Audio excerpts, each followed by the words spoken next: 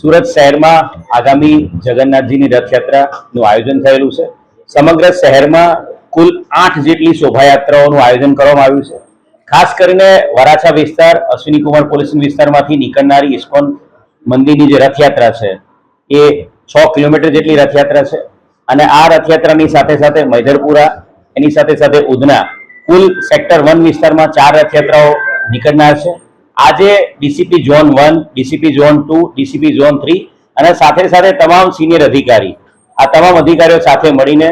જે રથયાત્રાઓના આયોજકો છે એ અને સાથે સાથે ફ્રેન્ડ ઓફ પોલીસ, અન્ય ધર્મના તમામ અગ્રણીઓ,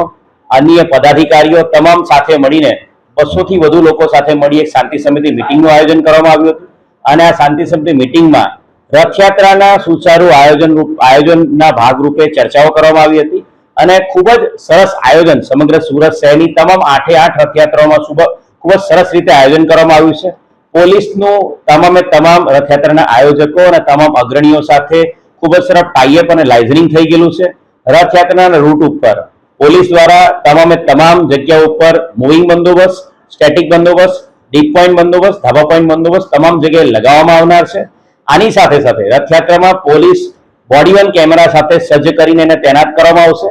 સાથે સાથે વિશ્વાસ પ્રોજેક્ટ અંતર્ગત માનનીય નાયબ મુખ્યમંત્રી હર્ષ સંઘવી સાહેબના માર્ગદર્શન હેઠળ જે વિશ્વાસ પ્રોજેક્ટ અંતર્ગત સમગ્ર ગુજરાત રાજ્યમાં જે સીસીટીવી કેમેરા લગાવવામાં આવે છે એ અનુસંધાને સુરત શહેરના કમાન્ડ એન્ડ કંટ્રોલ રૂમ દ્વારા સીસીટીવી કેમેરા દ્વારા પણ તમામ રથયાત્રાનું સુપરવિઝન કરવામાં આવશે।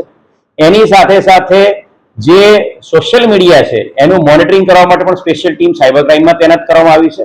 અને સુરત શહેરના તમામ પ્રજાજનોને હું મીડિયા મિત્રોના માધ્યમથી અષાઢી બીજની જગન્નાથજીની રથયાત્રાની ખૂબ ખૂબ શુભકામનાઓ પાઠવું છું અને સમગ્ર સુરત શહેરના તમામ પ્રજાજનો પર ભગવાન જગન્નાથ ખૂબ જ આશીર્વાદ વરસાવે અને સુરત શહેર પોલીસની પર પણ આશીર્વાદ રાખે એવી શુભકામના છે।